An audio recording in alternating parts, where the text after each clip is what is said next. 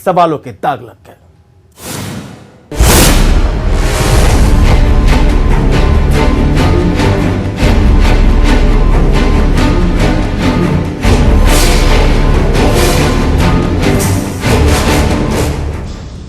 तहलका के editor in chief पर लगा सनसनीखेज आरोप। साल 2013 में पत्रकारिता जगत से एक ऐसी खबर आई जिसके बाद हर कोई सन्न रह गया। तहलका के संपादक तरुण तेजपाल पर उनकी सहकर्मी ने 2 बार बलात्कार की कोशिश का आरोप लगाया। आरोप लगाने वाली लड़की तरुण की बेटी की सबसे अच्छी दोस्त और उसके पिता तरुण के दोस्त। आरोप लगे कि 7 नवंबर की रात गोवा के ग्रैंड हयात होटल में तहलका थिंक फेस्ट के दौरान तरुण ने लड़की से अश्लील हरकतें की और फिर उसी रात से अश्लील मैसेज भेजने शुरू कर दिए। कुछ दिनों बाद जब खबर ऑफिस और तरुण के घर वालों को लगी तो तरुण ने लड़की को धमकाया कि उसकी नौकरी जा सकती है, लेकिन खबर तब तक फैल चुकी थी और गोवा के मुख्यमंत्री मनोहर पारिकर ने पुलिस को इस मामले में जांच के आदेश दिए। ग्रैंड हयात से सीसीटीवी फुटेज को निकाला गया और आरोपों की बिना पर तरुण को अरेस्ट किया गया। इस खबर के बाद राजनीति से सिनेमा तक और मॉडलिंग से लेकर मीडिया तक सख्ते में 2013 में थी। कशिश की ब्यूरो रिपोर्ट।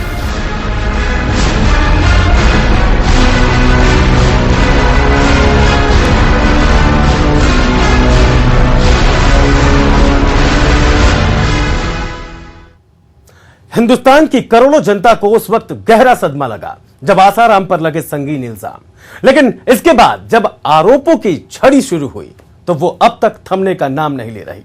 पिता पुत्र की काली करतूत अब कानून की किताब में दर्ज हो चुकी है और अब वो दोनों कथावाचक से बन चुके हैं कानून के मुजरिम।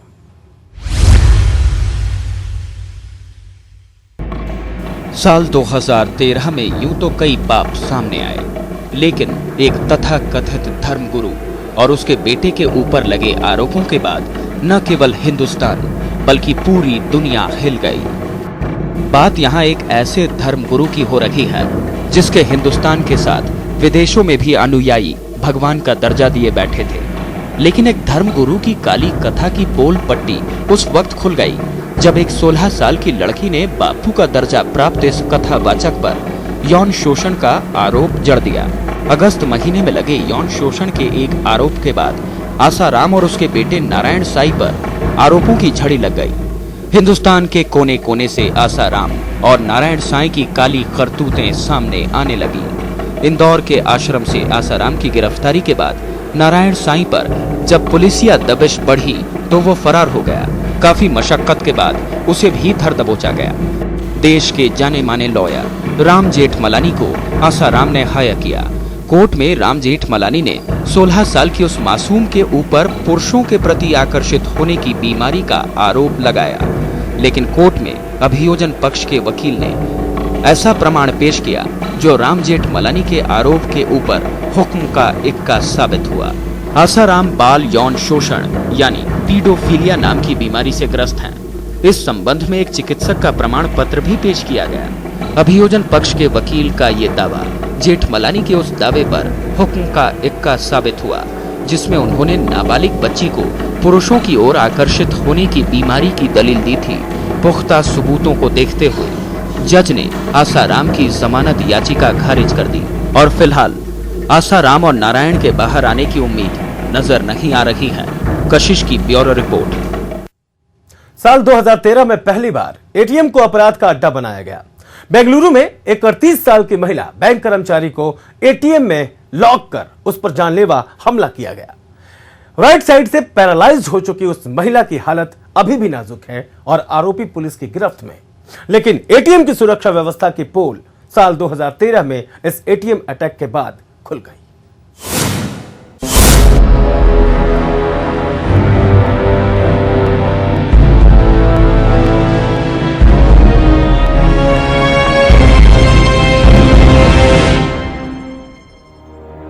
एटीएम का टेरर ट्रैप। साल 2013 की सबसे खौफनाक हकीकत उस वक्त सामने आई जब 38 साल की एक बैंक कर्मचारी पर बेंगलोर के एक एटीएम के अंदर जानलेवा हमला हुआ।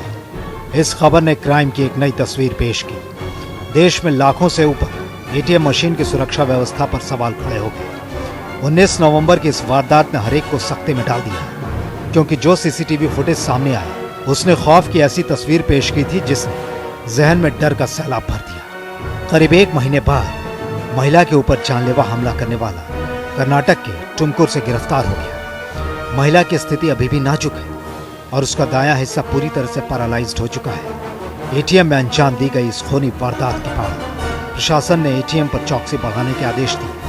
साल 2014 में एटीएम कितने सुरक्षित होंगे ये तो आने वाला वक्त बताएगा, लेकिन साल 2013 की इस वारदात के बाद इतना जरूर साफ हो गया है कि एटीएम में अटैक अपराधियों की एक नई तरकीब है। कशिश की ब्यूरो रिपोर्ट। देश की सबसे बड़ी किडनैपिंग हुई साल 2013 में। सूत्रों की माने तो 25 करोड़ की फिरौती के बाद सूरत के व्यवसायी पुत्र सोहेल हिंगोरा की रिहाई संभव हो सकी, लेकिन जब मामले को सुलझाने की कवायद शुरू हुई तो सामने आया बिहार झारखंड का नाम। जी हां, अपहरणकर्ताओं के तार जुड़े बिहार और झारखंड से। साल 2013 की सबसे बड़ी किडनैपिंग है सूरत के अरबपति व्यवसायी मोहम्मद हनीफ हिंगोरा के 23 साल के बेटे सोहेल हिंगोरा की किडनैपिंग। 29 अक्टूबर को दमन से सोहेल का अपहरण किया गया था, जिसे बिहार में 28 नवंबर को रिहा करा लिया गया। रिहाई के एवज में 9 करोड़ रुपए दिए गए या फिर 25 करोड़, इस बात की अब तक पुष्टि नहीं हुई है। लेकिन इस अपहरण कांड में बिहार का नाम आने के बाद एक बार फिर कयासों का दौर जारी है कि क्या बिहार फिर से अपहरणकर्ताओं का महफूज ठिकाना बनता जा रहा है। सोहेल के निशानदेही पर छपरा के रंजीत सिंह को गिरफ्तार किया गया। यह उसी रंजीत सिंह की शादी का वीडियो है जिसमें सोहेल ने बेशर्त की थी। 1 महीने का वक्त रंजीत के घर गुजारने के बाद सोहेल की रिहाई हुई और रिहाई के बाद कई अहम खुलासे। फिलहाल तफ्तीश जारी है। बिहार और झारखंड के कई इलाकों में छापेमारी चल रही है। लखीसराय से लेकर धनबाद तक जांच की आंच पहुंच चुकी है। उम्मीद है कि आने वाले वक्त में देश की सबसे बड़ी किडनैपिंग का सबसे बड़ा खुलासा हो सकेगा। कशिश की ब्यूरो रिपोर्ट। 2 अनसुलझी मिस्ट्री, बिहार झारखंड में नक्सलियों आतंकियों की पैठ और एक पिता का खूनी खेल। साल 2013 का यह दाग अभी बाकी है जो सबको सन्न कर गया था। आपको एक बार फिर से उस दाग को दिखाएंगे छोटे से ब्रेक के बाद।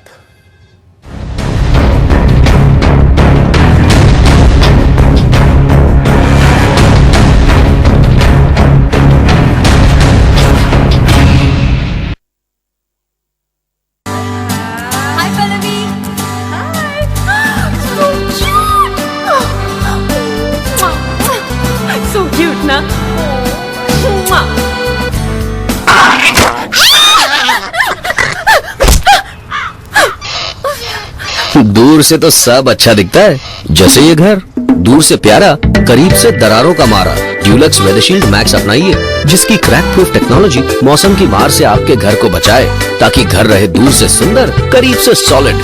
तो आप अपने घर के कितने करीब हो?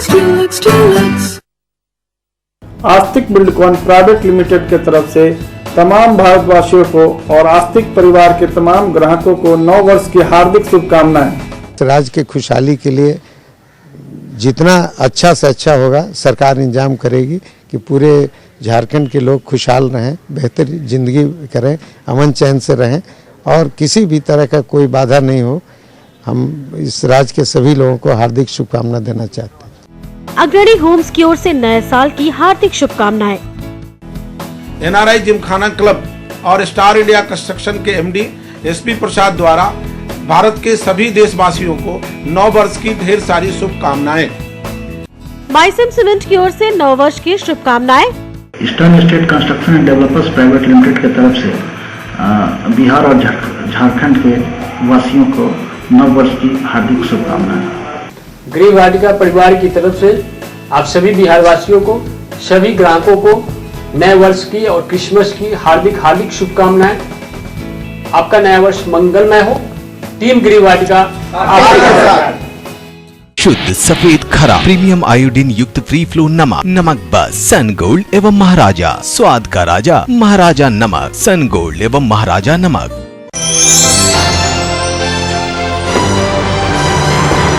अग्रणी इंफ्रा की ओर से आप सबों को मेरी क्रिसमस और नए साल की ढेर सारी शुभकामनाएं। टाइम कोर्स की ओर से नव वर्ष की हार्दिक शुभकामनाएं। टाइम स्क्वाड्स, युवा दिलों की धड़कन।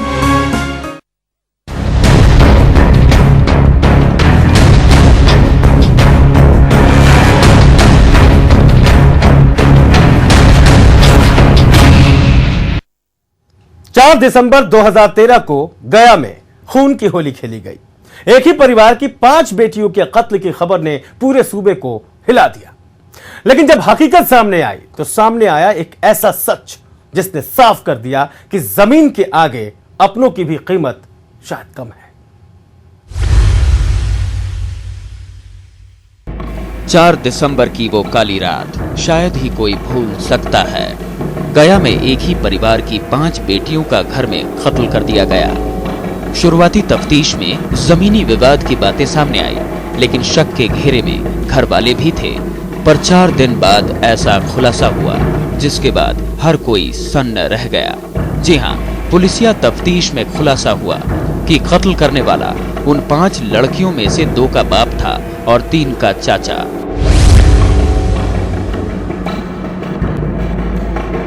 अपने ही हाथ अपनी 3 भतीजी और 2 बेटियों के कत्ल के पीछे का मकसद था उन लोगों के ऊपर कत्ल का आरोप लगाना जिनसे जमीन का विवाद चल रहा था।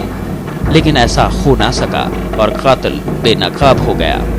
साल 2013 की ये एक ऐसी घटना है जिसने मानवीय मूल्यों के साथ रिश्तों को तार तार कर डाला। कशिश की ब्यूरो रिपोर्ट। बिहार की राजधानी पटना में 27 अक्टूबर को जो ब्लास्ट हुआ उसने एक साथ कितने ब्लास्ट कर दिए? जी हां, आतंकियों के नए ठिकाने के रूप में उभरी राजधानी रांची। पटना ब्लास्ट का कनेक्शन जुड़ा रांची से और सामने आने लगी ऐसी हकीकत जिसने सोचने पर मजबूर कर दिया कि आखिर कितने अंदर तक पहुंच चुके हैं आतंकी।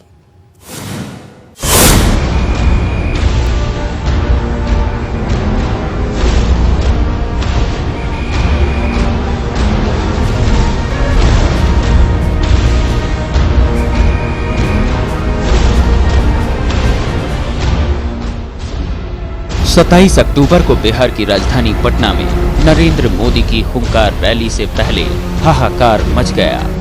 आतंकियों ने एक एक कर 7 ब्लास्ट किए। 5 लोगों की इस ब्लास्ट में मौत हो गई और 83 से ज्यादा घायल हुए। लेकिन जो बातें सबसे ज्यादा चौंकाने वाली थी वो ये कि बिहार के ब्लास्ट में नाम आया रांची के बाशिंदों का। जी हाँ, बम प्लांट करने के दौरान इम्तियाज पुलिस के शिकंजे में था और उसने जो खुलासे किए वो चौंकाने वाले थे।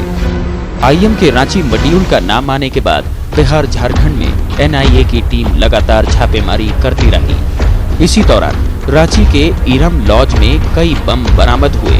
आतंकियों की पैठ कहां तक पहुंच चुकी है, इस खबर के बाद ये साफ हो गया। इम्तियाज के घर रांची के सीटीओ में छापेमारी हुई जहां बम बनाने के काफी सामान बरामद किए गए। अभी भी जांच एजेंसियां जांच में जुटी हैं और बिहार झारखंड के कई शहरों से कई लोगों को गिरफ्तार कर मामले की जांच कर रही है। खुलासे हो रहे हैं कि टेरर फंडिंग का काम बिहार और झारखंड से चलता है। आतंकियों को पैसे यहीं से मुहैया कराए जाते हैं। ऐसे में साल 2014 में अभी बड़े खुलासे होने बाकी हैं। कशिश की ब्यूरो रिपोर्ट। नक्सली पहले जंगलों तक सिमटे थे। आहिस्ता आहिस्ता उन्होंने अपनी पैठ गांव तक जमाई।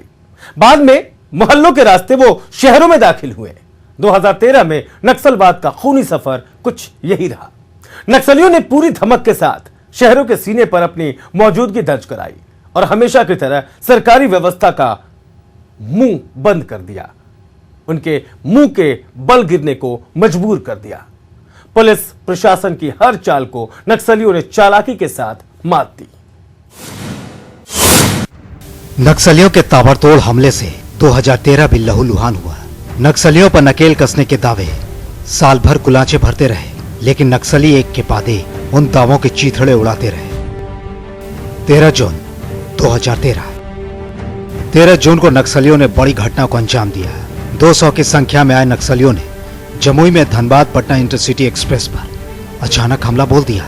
हथियार लूटने की मंशा से आए नक्सलियों ने जमकर तांडव मचाया। इस हमले में 3 लोगों की मौत हो गई, जबकि कई लोग घायल हो गए। जमुई की घटना के महज 27 दिनों बाद यानी 3 जुलाई 2013 जब व्यवस्था के विरोध के नाम पर पाकुड़ के तत्कालीन एसपी अमरजीत बलिहार को निशाना बनाया गया और लैंड माइंस का पुलिस जीप उड़ा दी गई। इस घटना में एसपी समेत 5 पुलिस कर्मी शहीद हो गए। अमरजीत बलिहार वही कप्तान थे जिन्होंने 2005 से 7 के बीच लातेहार में नक्सलियों की कमर तोड़ दी थी। 30 नवंबर 2013 नक्सलियों ने एक बार फिर ट्रेन पर अपनी बंदूकें तान दी। इस बार उन्हें मुंगेर में मौका मिला जब साहेबगंज दानापुर इंटरसिटी एक्सप्रेस पर उन्होंने हमला बोल दिया। इस हमले में हमने 3 बीएमपी के जवानों को खो दिया, साथ ही खोया रेलवे की सुरक्षा व्यवस्था का भरोसा। साल के अंत में यानी 3 दिसंबर 2013 को नक्सलियों ने बिहार झारखंड के बॉर्डर के पास टंडवा के नबीनगर में जोरदार धमक दर्ज कराई और एक बार फिर तमाम ऑपरेशन के दावों को तोतला साबित कर दिया। औरंगाबाद हमले में 8 पुलिसकर्मी उस वक्त शहीद हो गए जब शंकरपुर गांव के पास पक्की सड़क पर आईईडी लगाकर नक्सलियों ने विस्फोट कर वारदात को अंजाम दिया। 2013 की तमाम बड़ी घटनाओं ने यह साफ संकेत दे दिया है कि अब तक जो नक्सली जंगलों तक सिमटे थे उन्होंने शहरों के रुख पर अपनी मजबूती का एहसास करा दिया। साथ ही ये भी जता दिया कि नकेल कसने के नाम पर चल रहे तमाम ऑपरेशन नाकाफी हैं। अब उम्मीद 2014 से है जब सरकार नक्सलियों को मुख्य धारा से जोड़ने के लिए कुछ अलग करेगी, साथ ही कानून व्यवस्था को धता बताने वाले नक्सलियों पर शिकंजा कस पाएगी। आशीष की ब्यूरो रिपोर्ट। मुजफ्फरपुर का एक ऐसा मामला जिसने पूरे साल पुलिस प्रशासन का पसीना छुड़ाया। सीआईडी से लेकर पीएमओ तक गुहार लगाई गई लेकिन नतीजा सिफर रहा। जी हां, हम बात कर रहे हैं नवरूणा मामले की।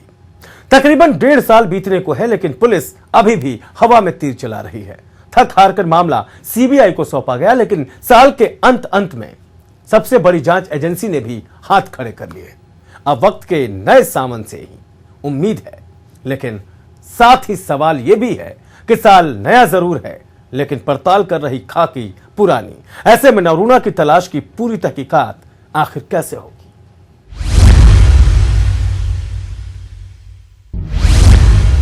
तलाश 18 सितंबर 2012 से तहकीकात आज तक। इंतजार और बस इंतजार। मुजफ्फरपुर की 14 साल की नवरूणा की गुमशुदगी के मामले में इससे ज्यादा कहना बेमानी नहीं होगी। 1.5 साल बीतने को हैं, लेकिन पुलिस की पड़ताल अभी भी खाक छान रही है। 18 सितंबर 2012 से नवरूणा लापता है। 1.5 सालों में पुलिस ने हवा में तीर चलाने के अलावा और कुछ नहीं किया। उम्मीद अब 2014 से है जब नवरूणा की आहट से इस बूढ़े माँ बाप के कचोटते दिल को सुकून मिलेगा। लेकिन सवाल है कि साल जरूर नया है पर पड़ताल कर रही खाकी पुरानी। सीआईडी से लेकर पीएमओ तक परिवार वालों की गुहार काम न आई। उम्मीद की सांसें सीबीआई जांच पर टिकी थी लेकिन साल के अंत में आशा की उस बूंद का भी अंत हो गया जब देश की सबसे बड़ी एजेंसी सीबीआई ने नवरूणा की जांच के मामले में हाथ खड़े कर दिए। तो क्या अब नवरूणा का मिलना नामुमकिन है या फिर खत्म हो गए खाकी के हौसले? जाहिर है 2013 ने इस बेबस परिवार की झोली में नाउम्मीदी की झड़ी लगाई है। अब वक्त के नए सावन से आस है। उम्मीद यही है कि दोबारा लौट जाए इस आंगन में उस बिटिया के पैरों की वो आहट जो पिछले 1.5 सालों से स्याह अंधेरे में गुम है। कशिश की ब्यूरो रिपोर्ट। 27 मई 2013 को देवघर में अंजाम दी गई 2 स्कूली छात्राओं के साथ बलात्कार और हत्या की वारदात के बाद जहां पूरा शहर उबल पड़ा था वहीं प्रशासन की पोल पट्टी भी खुल गई थी। झारखंड पुलिस से लेकर सीआईडी तक इस मामले की जांच में जुटी लेकिन कई महीनों बाद भी परिवार को इंसाफ नहीं मिल पाया। अब उम्मीद 2014 से बंधी है।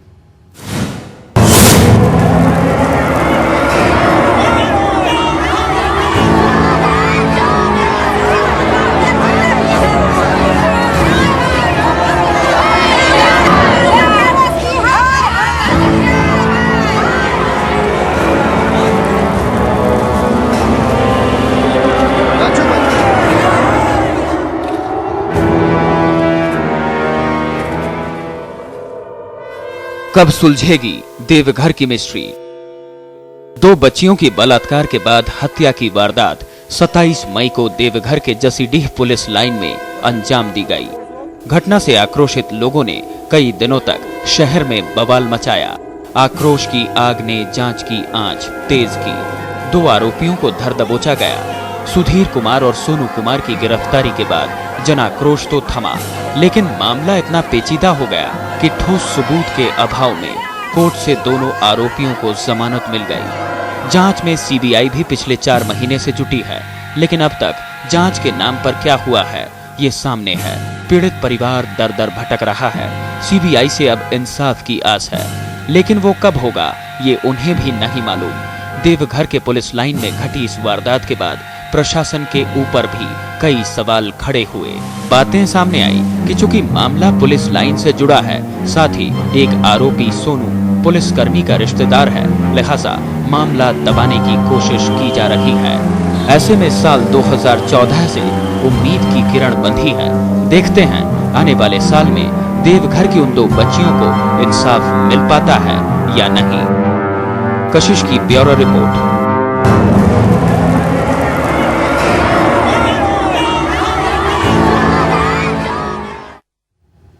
साल 2013 के 3 बड़े फैसले और बिहार झारखंड की लापरवाह पुलिस के 2 कारनामे, इस छोटे से ब्रेक के बाद।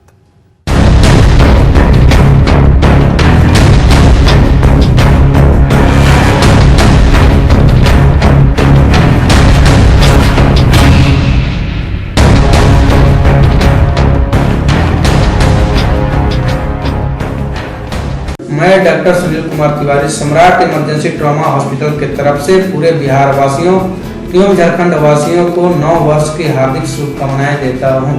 मुजफ्फरपुर जिला वासियों को नए वर्ष की शुभकामनाएं। जिला युवा राजद की ओर से आप तमाम मुजफ्फरपुर जिला वासियों का नया साल मंगलमय हो। इसी शुभकामनाओं के साथ शेखर सहनी, जिलाध्यक्ष युवा राजद मुजफ्फरपुर। नमस्कार, मैं नरेंद्र सिंह उर्फ डब्बू सिंह। 2014 वर्ष जो शुरुआत होगी उसके लिए मेरी और हमारे बालाजी पेट्रोल पंप की तरफ से समस्त धनबाद वासी एवं समस्त प्रदेश के वासियों को हार्दिक शुभकामनाएं। महावीर सिंह बालाजी फ्यूल स्टेशन की तरफ से मैं तमाम शहर वासियों गाँव वासियों को हार्दिक शुभकामनाएं देता हूँ। इस नया वर्ष में इन लोग सुख समृद्धि लावे, सब हंसी खुशी से रहे। 9 वर्ष के शुभ अवसर पर हमारे गोरियाकोटी विधानसभा क्षेत्र की सभी जनता एवं पूरे देशवासी को, बिहार वासियों को मेरे तरफ से हार्दिक शुभकामनाएं, हार्दिक बधाई है। नया साल मंगलमय हो, सारे लोगों की उन्नति हो, सब लोग खुशहाल जीवन व्यतीत करें, मेरी तो यही कामना है ऊपर वाले से।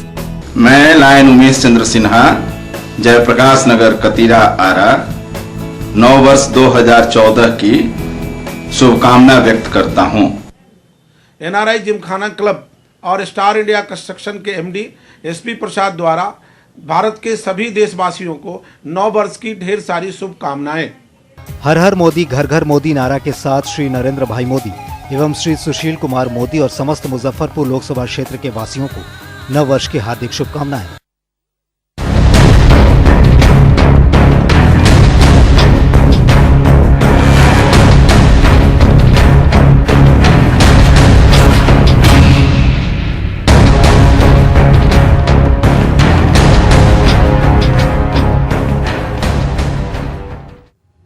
साल 2008 के इंतजार में सब थे।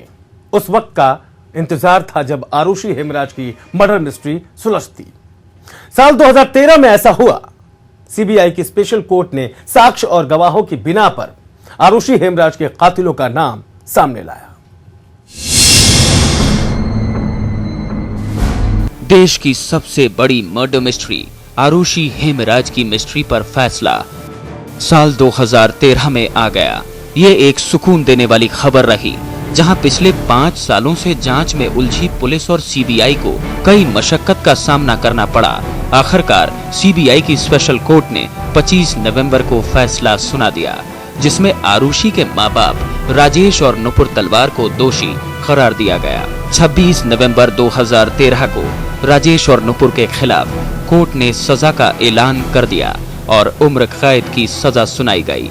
शक की सुई तो बहुत पहले से ही राजेश और नुपुर पर आकर टिक चुकी थी, लेकिन सबूत गवाह उतने ठोस नहीं थे जिसकी बिना पर यह साबित किया जा सके कि आरुषि हेमराज के कातिल यही दोनों हैं। कोर्ट में कई बार 15 मई 2008 की रात को रिक्रिएट कर सीबीआई के अधिकारियों ने कोर्ट के समक्ष ये दावा किया कि कत्ल इसी तरीके से किया गया है, लेकिन हर बार राजेश और नुपुर ने उनकी दलीलों को खारिज किया। लेकिन कातिल चाहे कितना भी शातिर क्यों ना हो, वो अपने गुनाहों पर पर्दा नहीं डाल सकता। आखिरकार 25 नवंबर को कोर्ट में सुनवाई हुई और कोर्ट ने दिया राजेश और नुपुर को कातिल करार। आरुषि और हेमराज के कत्ल के पीछे की वजह भी बेहद सनसनीखेज रही। जी हाँ, आरुषि और हेमराज की हत्या के पीछे की वजह रही ऑनर किलिंग। कोर्ट में बताया गया कि आरुषि और हेमराज को राजेश ने आपत्तिजनक हालात में कमरे में देखा था, जिस पर वो इतने आग बबूला हो उठे कि कमरे में पड़ी गोल्फ स्टिक से दोनों को मौत के घाट उतार डाला। कशिश की ब्यूरो रिपोर्ट।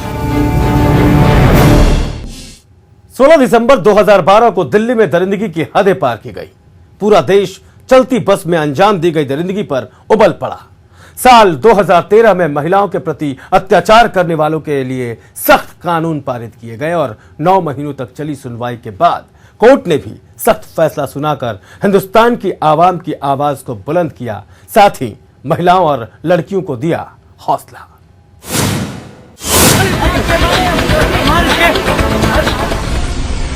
दिल्ली की उस सर्द रात को शायद ही कोई भूल सकता है, जब पैरामेडिकल की एक स्टूडेंट के साथ 5 इंसानों ने शैतानों सा सलूक किया था। 16 दिसंबर 2012 की उस काली रात के बाद साल 2013 में महिलाओं के प्रति दुर्व्यवहार करने वालों के लिए कानून में कई संशोधन किए गए। सख्त कानून के साथ दावे किए गए कि अब कोई भी इंसान कानून से इतना खौफ खाएगा कि वो ऐसी हिमाकत करने से पहले 1000 बार सोचेगा। बलात्कार के 4 आरोपियों को मौत की सजा सुनाकर कोर्ट ने ऐसा किया भी। करीब 9 महीने तक चली सुनवाई के बाद 5 आरोपियों में से 4 को फांसी की सजा सुनाई गई और एक नाबालिग होने की वजह से बाल सुधार गृह भेजा गया। हालांकि नाबालिग रेपिस्ट पर भी हिंदुस्तान की आवाम ने कानून बदलने की इच्छा जताई थी। इस दर्दनाक खबर ने पूरे हिंदुस्तान को झकझोर कर रख दिया था और देश के कोने कोने से इंसाफ की आवाज उठ रही थी। ये पहला ऐसा बलात्कार का मामला था जहां समूचा देश एक साथ आवाज लगा रहा था। बलात्कारियों के खिलाफ आवाज इतनी बुलंद थी कि उस बीच जो भी महिलाओं से दुर्व्यवहार करता पकड़ा गया, जनता ने उसकी शामत खड़ी कर दी। आम इंसानों की फौज ने पीड़ित परिवार का हौसला बढ़ाया और हिंदुस्तान की उन महिलाओं को आवाज उठाने की ताकत दी जो शर्म और डर से जुल्म और सितम सहते हुए घर में दुब के रहने को मजबूर थी। कशिश की ब्यूरो रिपोर्ट। तकरीबन 4.5 साल का लंबा वक्त लगा, लेकिन आखिरकार जेडीयू नेता सह ट्रांसपोर्टर सत्येंद्र सिंह की हत्या के आरोपियों को अदालत ने दोषी मान ही लिया। अदालत का यह फैसला अपने आप में बेहद अहम इसलिए है क्योंकि आरोपों के घेरे में था बिहार का एक कद्दावर नेता, उसका बेटा, उसका बॉडीगार्ड और उसका निजी नौकर।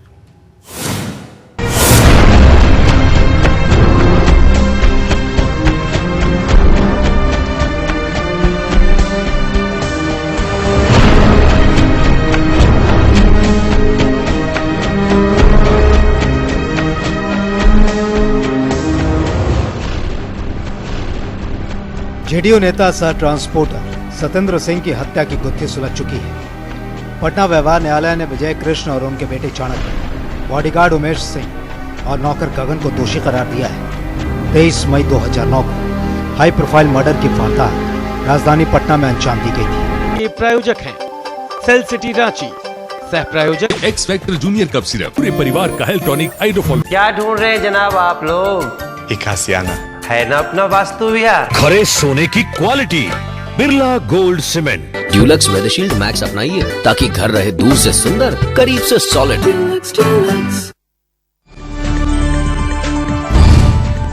नीतीश सरकार को समर्थन दे रहे निर्दलीय विधायक पवन जायसवाल